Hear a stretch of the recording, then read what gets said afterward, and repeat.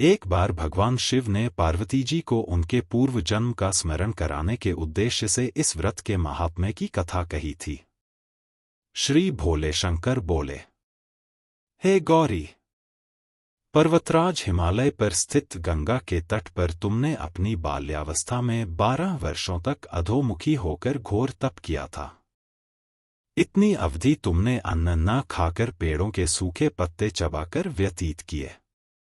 माघ की विकराल शीतलता में तुमने निरंतर जल में प्रवेश करके तप किया। वैशाख की जला देने वाली गर्मी में तुमने पंचाग्नि से शरीर को तपाया।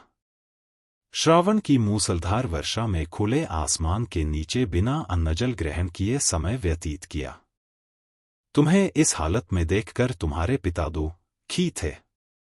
उनको दुखी देखकर नारद मुनि आए और कहा, गिरिराज, मैं भगवान विष्णु के भेजने पर यहाँ उपस्थित हुआ हूँ।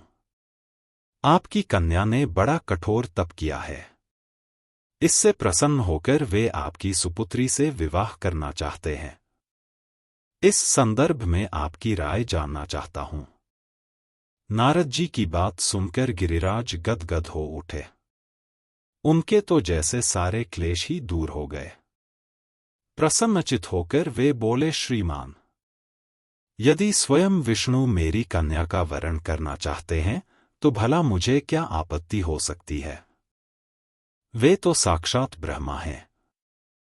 हे महर्षि, यह तो हर पिता की इच्छा होती है कि उसकी पुत्री सुख संपदा से युक्त पति के घर की लक्ष्मी बने।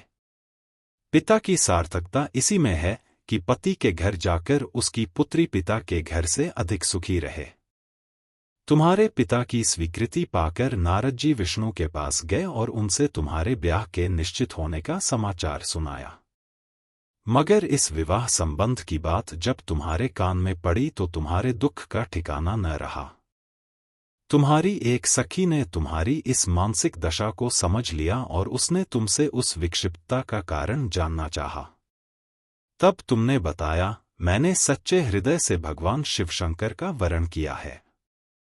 तुम्हारी एक सखी ने तुम्हारी इस मानसिक दशा को समझ लिया और उसने तुमसे उस विक्षिप्तता का कारण जानना चाहा। तब तुमने बताया, मैंने सच्चे हृदय से भगवान शिवशंकर का वरण किया है। उसने कहा, सखी, प्राण त्यागने का इसमें कारण ही क्या है।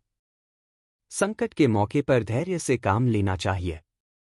नारी के जीवन की सार्थकता इसी में है कि पतिरूप में हृदय से जिसे एक बार स्वीकार कर लिया, जीवन पर्यंत उसी से निर्वाह करें।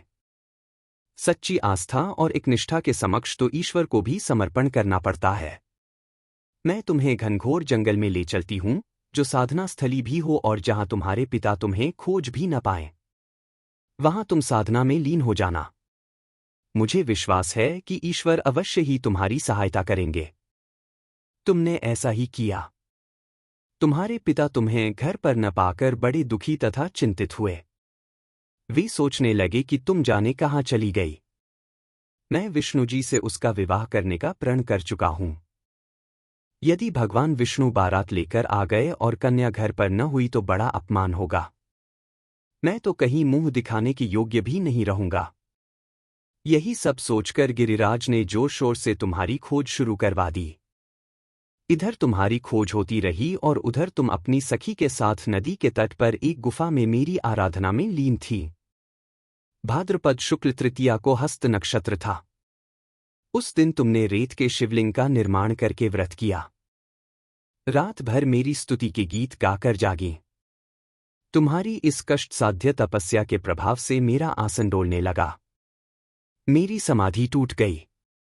मैं तुरंत तुम्हारे समक्ष जा पहुंचा और तुम्हारी तपस्या से प्रसन्न होकर तुमसे वर मांगने के लिए कहा। तब अपनी तपस्या के फलस्वरूप मुझे अपने समक्ष पाकर तुमने कहा, मैं हृदय से आपको पति के रूप में वरण कर चुकी हूं। यदि आप सचमुच मेरी तपस्या से प्रसन्न होकर आप यहाँ पधारे हैं तो मुझे अपनी अर्धांगिनी के रूप में स्वीकार कर लीजिए।